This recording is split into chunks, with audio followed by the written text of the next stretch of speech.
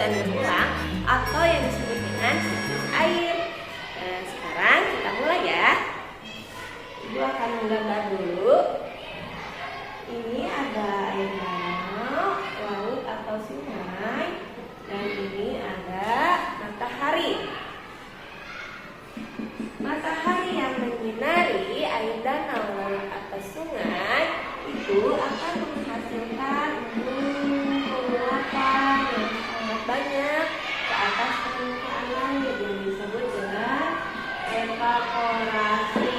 Itu proses penguapan ya. Contohnya ketika kalian memasak air panas dengan kompor yang menyala, air itu akan mendidih dan menghasilkan uap yang begitu banyak naik ke atas, seperti itu ya. Nah, setelah terjadinya proses penguapan, ternyata suhu di atas langit itu sangat dingin sekali dan akan menghasilkan titik-titik putih yang menumpuk dan membentuk awan ya. Contohnya, ketika kalian melihat es dalam gelas itu akan mengembun dan mengeluarkan titik-titik putih seperti itu ya, membentuk awan yang disebut dengan kondensasi.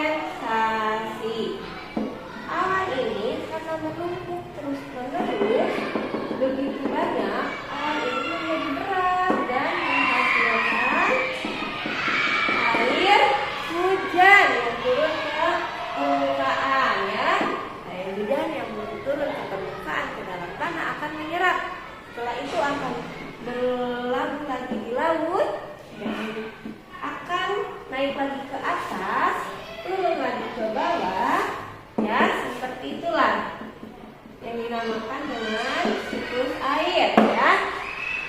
Nah, air itu tidak akan hilang, air itu hanya akan berubah dan berpindah tempat saja ya, seperti itu.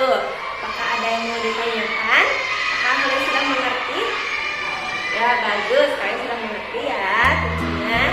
Nah sekarang kita akan bertanya, kalau hutan itu pohonnya ditebang, ya apa dampaknya buat